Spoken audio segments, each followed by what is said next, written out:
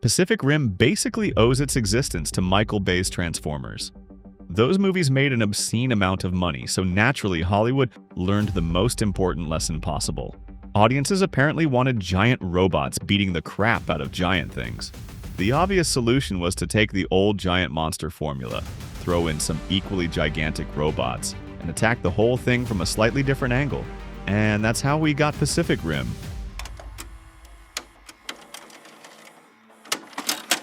Production itself was actually pretty smooth, unless you count the small problem of the budget getting completely out of control. The movie was originally supposed to cost somewhere around $140 million. Then Guillermo del Toro decided fake steel wasn't good enough. Because apparently if you're building 250-foot robots that don't actually exist, the one thing audiences absolutely cannot tolerate is dishonest metal. So instead of the plastic normally used to fake heavy metal structures, he wanted the real thing. Unsurprisingly, requirements like that stretched pre-production by several months and burned through several extra millions. Then the studio decided the movie needed 3D because this was 2013 and apparently every blockbuster had to throw something at your face. Del Toro agreed, but only if they did the best and most expensive conversion possible. So naturally, the solution to the movie already being expensive was to make it even more expensive. By the time Pacific Rim was finished, the budget had climbed to around $190 million. At least test audiences loved it. Rian Johnson, director of Looper, Star Wars: The Last Jedi, and later Knives Out, attended one of the screenings and basically predicted audiences were going to piss themselves from excitement. He claimed he had a pretty strong bladder himself, and even he barely made it through dry. Then Pacific Rim actually hit theaters and things got weird. The movie opened in third place behind Despicable Me 2 and Grown Ups 2. So this $190 million movie got beaten by a cartoon and Adam Sandler. By its second weekend, Pacific Rim had dropped all the way to sixth place. Even Red 2 opened ahead of it. One of the last Bruce Willis movies made back when a Bruce Willis movie could still cost more than the catering budget. Fortunately, the international box office came to the rescue. Pacific Rim finished with only $101 million domestically, but overseas audiences added another $309 million, bringing the worldwide total to about $410 million. Which sounds pretty good until you remember the movie cost $190 million before marketing. And then there was China. Pacific Rim made an impressive $115 million there, but Hollywood studios only received around 25% of Chinese ticket sales at the time. The theatrical run probably brought the studio somewhere around $170 million. In other words, it may not have even fully covered the production budget. To make the accounting even messier, Legendary and Warner Brothers were going through a very public breakup around this time. So figuring out exactly who spent what on promotion gets complicated. So what went wrong? One theory was that Pacific Rim was simply too nerdy for mainstream audiences. Kaiju, giant Japanese-style monsters. All of that was great if you were already into this stuff. But the average moviegoer may not have cared. Then there was Transformers. Michael Bay had spent years training audiences to expect giant robots to turn into cars, jets, helicopters, and probably a Starbucks if Paramount had given him enough sequels. Compared with that, Pacific Rim had giant robots that were just giant robots. And then there was the star power problem. Guillermo del Toro didn't fill the movie with major Hollywood names who could sell tickets just by appearing on the poster. Tom Cruise was actually interested in the project at one point and could have played the role that eventually went to Idris Elba. Henry Cavill also passed through the project at some stage, although at that point in his career he probably wouldn't have moved the box office needle very much. And whether Cruise would have saved the movie is another question. Oblivion and Edge of Tomorrow would prove that even Tom Cruise couldn't always convince people to show up for expensive science fiction. When you spend almost $200 million on a movie and get a result like Pacific Rim, there are usually three ways forward. Door number one, kill the franchise. That's basically what happened with The Golden Compass, which found itself in a similarly uncomfortable financial situation. Door number two, take the risk and make an even bigger sequel. Warner had done something similar after Batman Begins underperformed expectations, and still went ahead with The Dark Knight. but that's Batman. And then there's door number 3. Cut the budget, change the formula, and try to figure out what worked the first time. Something similar had happened with the Wolverine. Legendary chose door number 3.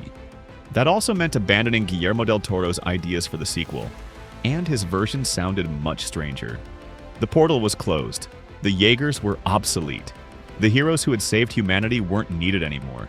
The machines were literally rusting away, and eventually these forgotten people would somehow have to save the world again, using what was basically a giant rusty tin can. Instead, Legendary handed the controls to Stephen S. DeKnight, a writer, producer, and director known for Spartacus, Daredevil, and Smallville. Pacific Rim Uprising would be his feature film directing debut. The plan was to cut the budget to around $130 million. Audiences had complained that the fights in the original were too slow, so those would be faster now. The cast was mostly replaced too because apparently the problem with Pacific Rim was Idris Elba. Enter John Boyega.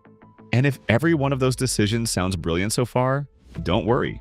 Production immediately turned into a year-and-a-half game of, why isn't this working? The movie was shot, rewritten, reshot, tested, and then reshot some more.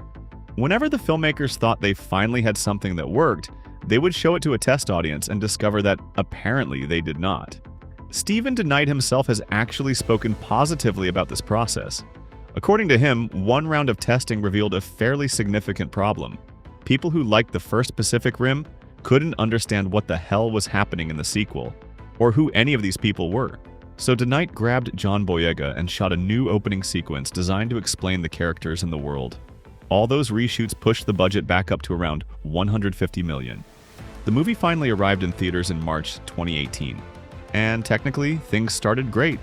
Pacific Rim Uprising opened at number 1 in North America, knocking Black Panther out of the top spot. Of course, Black Panther had already been playing for 6 weeks. Uprising made about $28 million in its opening weekend. The original Pacific Rim, the movie that had opened in 3rd place, made about $37 million.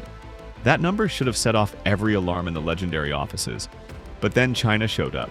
Uprising made around $63 million there in its first 3 days, compared with $45 million for the original movie over the same period. Weekend 2, down 85%. The movie that had essentially been redesigned to perform better in China made only around $9 million that weekend. By the end of its run, Uprising barely crawled past $100 million in China. And that was actually worse than it looked. The Chinese movie market had grown enormously during the 5 years between the two films. In 2013, $115 million was a genuinely impressive result. By 2018, $100 million was considerably less exciting. Things weren't much better back home. In its second weekend, Uprising dropped straight to 5th place, and its total domestic gross never even reached $60 million. Worldwide, the movie finished with around $290 million, against a production budget of roughly $150 million. By this point, Legendary had become a Chinese-owned company, which meant its financial relationship with the Chinese box office was different from what it had been when the original came out. But none of that could make $290 million look good enough. The first Pacific Rim was financially complicated. Uprising was a flop. And unlike the first movie, it didn't have strong reviews or enthusiastic word of mouth to soften the blow. Critics mostly tore it apart. Audiences were lukewarm, and Legendary had successfully taken a potential franchise and buried it. Which is especially funny because before Uprising came out, DeKnight and the producers were openly talking about the possibility of crossing Pacific Rim over with Legendary's Godzilla universe. And this wasn't some completely impossible fan fantasy. Legendary was already making the Godzilla and Kong movies. So theoretically, we could have had Jaegers fighting Godzilla. Maybe Kong gets involved. We'll never know what would have happened if Legendary had taken the risk and made Guillermo del Toro's version of Pacific Rim 2. Maybe it would have worked. Maybe it would have bombed too. But it's hard to imagine it killing the franchise any more efficiently than Uprising did. Guillermo del Toro, meanwhile, escaped the whole mess, made The Shape of Water instead, and won 2 Academy Awards. So at least somebody got a happy ending. That was Frameback. Subscribe for more rewinds and see you on the next one.